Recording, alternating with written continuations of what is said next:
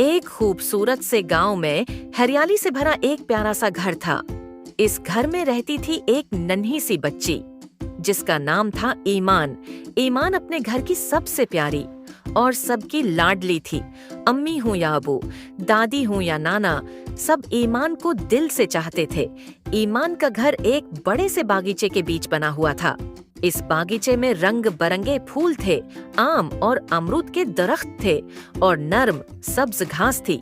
ईमान सुबह से शाम तक इसी बागीचे में खेलती रहती थी। आंटी अप्पी और भैया के पास रहना मुझे बहुत अच्छा लगता है। मैं अच्छी बच्ची हूँ, सब मुझसे प्यार करते हैं और मेरा बहुत ख्याल रखते हैं। ईमान का कमरा भी किसी ख्वाब की दुनिया से कम न था। हर तरफ खिलौने ही खिलौने थे, गड़ियाँ, टेडी बियर, रंगीन गेंदें, छोटी छोटी गाड़ियाँ। ईमान हर खिलौने से ऐसे बातें करती थी जैसे वो सब उसके दोस्त हों। आज मैं फिर घर से भागकर भैया, अप्पी और आंटी के पास आ गई हूँ। अब बहुत मजा करूँगी। एक दिन ईमान खेलते खेलते घर से बाहर निकल गई। सामने एक नीली सी नहर बह रही थी। पानी इतना साफ था कि नीचे की कनकरियां भी नजर आ रही थीं। ईमान आहिस्ता आहिस्ता नहर के किनारे जाकर बैठ गई। अचानक दरख्तों में हलचल हुई।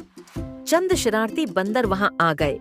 वो उछल कूद कर रहे थे और ईमान को देखकर मुस्कुराने लगे।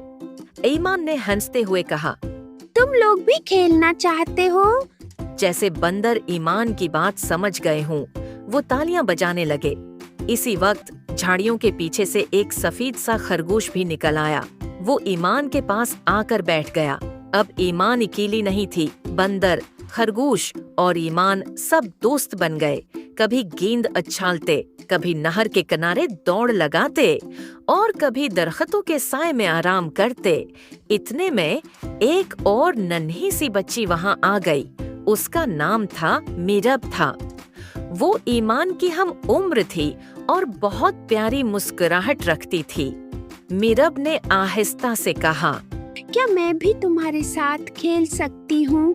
ईमान फाता ने खुशी से सर हिला दिया। अब सब मिलकर और भी मजे से खेलने लगे। बंदर दरख्तों पर चढ़ते, खरगोश फदकता और दोनों बच्चियां तालियां बजाते। आहिस्ता आहिस्ता शाम होने लगी। सूरज डूबने लगा और आसमान नारंगी रंग में बदल गया। ईमान फातिमा को याद आया कि उम्मी इंतजार कर रही होंगी। ईमान ने अपने नए दोस्तों को अलविदा कहा। बंदरों ने हाथ हिलाया, खरगोश ने छोटी सी छलांग लगाई और आईना मुस्कुराकर वापस चली गई।